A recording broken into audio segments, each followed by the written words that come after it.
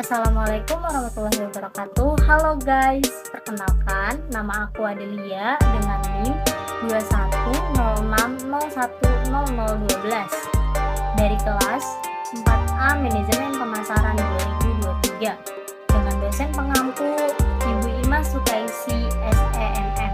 Di sini aku akan membahas mengenai kesimpulan setelah mempelajari materi manajemen pemasaran selama satu semester ini. Yuk simak lebih lanjut penjelasannya. Konsep pemasaran biasanya berfokus pada pemahaman terhadap kebutuhan konsumen untuk menciptakan hubungan yang menguntungkan dengan perusahaan. Biasanya konsep pemasaran juga disebut dengan konsep marketing. Konsep pemasaran juga memanfaatkan data pemasaran untuk memetakan kebutuhan dan keinginan konsumen agar strategi pemasaran berjalan dengan lebih efektif. Konsep pemasaran biasanya berfokus pada pemahaman terhadap kebutuhan konsumen untuk menciptakan hubungan yang menguntungkan dengan perusahaan. Biasanya, konsep pemasaran juga disebut dengan konsep marketing. Konsep pemasaran juga memanfaatkan data pemasaran untuk memetakan kebutuhan dan keinginan konsumen agar strategi pemasaran berjalan dengan lebih efektif. Dalam konsep pemasaran terdapat 3 hal yang perlu dipahami. Yang pertama, kebutuhan atau needs. Jika suatu barang diperlukan untuk menjamin keberlangsungan hidup seperti makanan, pakaian, dan tempat tinggal, konsep pemasaran yang sesuai untuk memenuhi kebutuhan adalah konsep pemasaran sosial. Yang kedua, keinginan atau wants. Jika suatu barang atau jasa yang diinginkan oleh seseorang, maka konsep pemasaran yang sesuai untuk memenuhi keinginannya itu adalah konsep penjualan. Yang ketiga atau yang terakhir itu ada tuntutan atau demands. Saat kebutuhan dan keinginan didukung oleh kemampuan secara tidak langsung, maka akan muncul tuntutan. Konsep pemasaran yang dapat memenuhi tuntutan konsumen adalah konsep produk. Di sini juga saya akan membahas tentang konsep 4P dan 7P yang disebut dengan marketing mix. Nah, marketing mix tersendiri adalah variabel pemasaran yang digabungkan dan dikendalikan oleh perusahaan yang mana nantinya untuk menghasilkan respon yang diinginkan dari target market atau strategi yang digunakan oleh perusahaan untuk mempromosikan jasa atau produknya yang mereka jual di pasar. Kemudian 4P ini pula memiliki istilah konsep seperti produk, prince, place, dan promotion. Namun seiringnya berjalannya waktu dengan perkembangan strategi ini pula diperluas sehingga menjadi 7P dengan tambahan people, proses, physical, evidence. Nah, kesimpulan yang kedua yaitu analisis pasar dan perilaku konsumen. Apa itu analisis pasar? Analisis pasar adalah proses untuk mempelajari dan memahami pasar dan segmen konsumen yang menjadi target suatu produk atau layanan. Analisis ini juga mencakup berbagai aspek seperti ukuran pasar, tren, perilaku konsumen, preferensi, dan kebutuhan. Analisis pasar juga penting dilakukan karena memberikan informasi yang dibutuhkan oleh produsen untuk membuat keputusan bisnis yang tepat.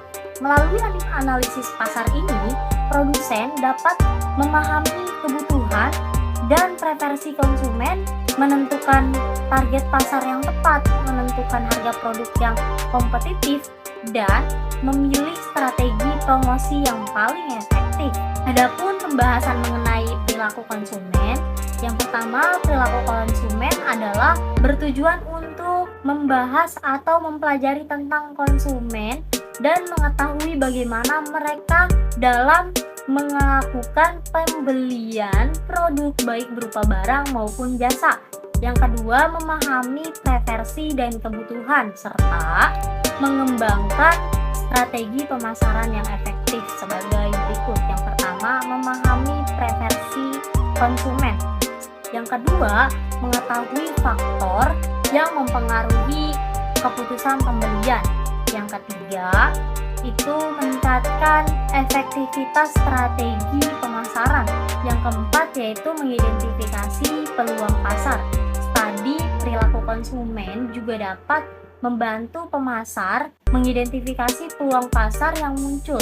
Dengan memahami preferensi dan kebutuhan konsumen, pemasar dapat mengembangkan produk dan layanan yang baru yang muncul atas permintaan pasar yang ada. Dalam rangka meraih sukses dalam bisnis, pemasar juga perlu memahami perilaku konsumen secara mendalam. Oleh karena itu, studi perilaku konsumen merupakan salah satu elemen penting dalam pemasaran. Materi yang ketiga yaitu strategi produk dan pengembangan produk. Strategi produk dan pengembangan produk adalah bagian penting dari manajemen pemasaran yang berfokus pada pengembangan produk baru atau memodifikasi produk yang sudah ada untuk memenuhi kebutuhan dan keinginan pelanggan serta mencapai tujuan pemasaran. Strategi produk meliputi pengembangan produk, diferensiasi produk, penentuan posisi pasar produk di dalam pasar yang ada. Beberapa manfaat dari strategi produk adalah memungkinkan perusahaan untuk mengembangkan produk yang tepat dan memasarkan produk dengan cara yang lebih efektif dan mempertahankan produk agar tetap relevan di pasar yang semakin berubah. Pengembangan produk adalah suatu proses menciptakan atau memodifikasi produk atau jasa yang sudah ada agar lebih bermanfaat atau memiliki nilai tambah bagi konsumen. Tujuan pengembangan produk ini adalah untuk meningkatkan daya saing perusahaan di pasar, meningkatkan penjualan, memenuhi kebutuhan pelanggan, serta meningkatkan keuntungan perusahaan. Materi yang keempat yaitu promosi dan strategi komunikasi. Definisi dari promosi dan strategi komunikasi itu tersendiri adalah bagian penting juga dari upaya pemasaran yang dilakukan oleh suatu perusahaan. Promosi dapat bisa berupa iklan, promosi penjualan, sponsor, publisitas, dan kegiatan pemasaran lainnya yang bertujuan untuk memperkenalkan produk atau layanan perusahaan kepada konsumen dan meningkatkan kesadaran merek. Strategi komunikasi pemasaran di sisi lain adalah rencana yang dibuat untuk mengomunikasikan pesan pemasaran perusahaan secara efektif kepada target pasar yang dituju. Strategi ini juga dapat meliputi pemilihan media yang tepat, penentuan pesan yang akan disampaikan, serta pengukuran hasil kampanye pemasaran. Beberapa manfaat dari promosi antara lain yang pertama, meningkatkan kesadaran merek, yang kedua, memperluas jangkauan pasar, yang ketiga, meningkatkan penjualan, yang keempat, meningkatkan loyalitas pelanggan, yang kelima, meningkatkan citra perusahaan.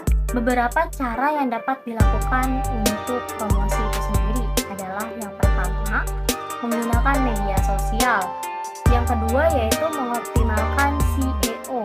Yang ketiga, menggunakan iklan digital.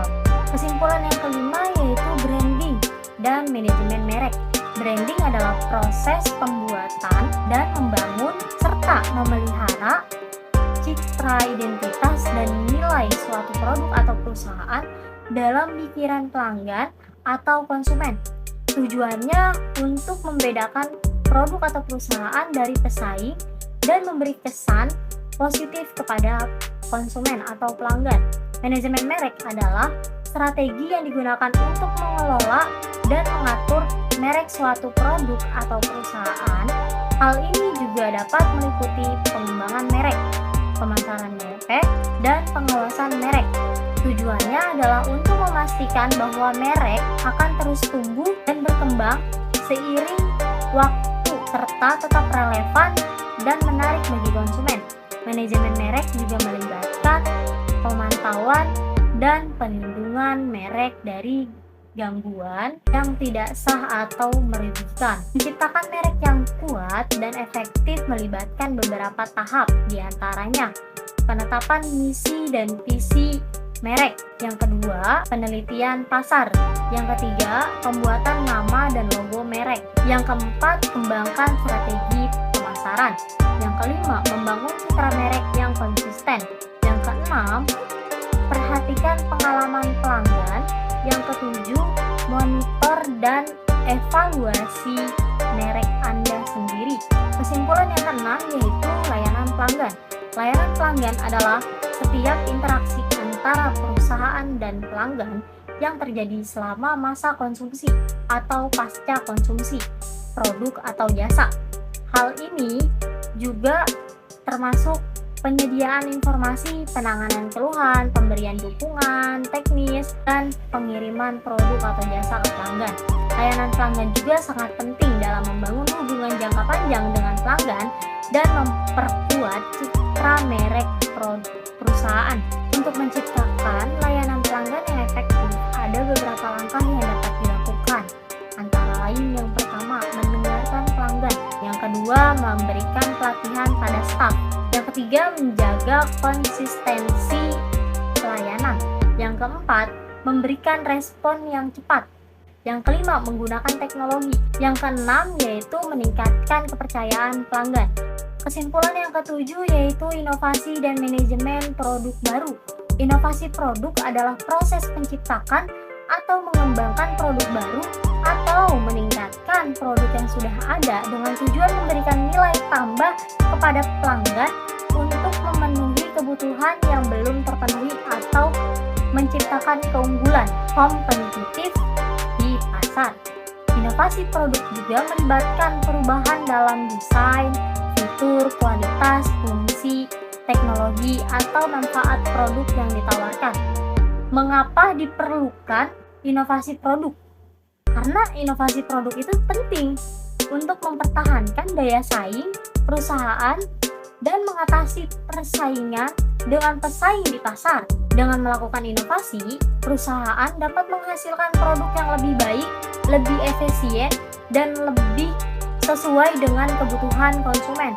Selain itu, inovasi produk juga dapat membantu perusahaan menjangkau pasar yang lebih luas dan meningkatkan keuntungan dengan menawarkan produk yang lebih bernilai. Selain itu, inovasi produk juga dapat membantu perusahaan untuk memperluas atau memperbarui portofolio produknya untuk memenuhi permintaan pasar yang berkembang. Manajemen produk baru adalah serangkai kegiatan untuk memperkenalkan produk atau layanan baru ke pasar, termasuk penelitian dan pengembangan produk, perencanaan peluncuran produk, pemasaran dan promosi, pengukuran kinerja produk, dan perencanaan perbaikan dan pengembangan lebih lanjut. Proses manajemen produk baru dimulai dari identifikasi peluang pasar, mengembangkan konsep produk, pengujian konsep produk, pengembangan prototipe, pengujian produk, perencanaan peluncuran produk, dan evaluasi produk setelah diluncurkan.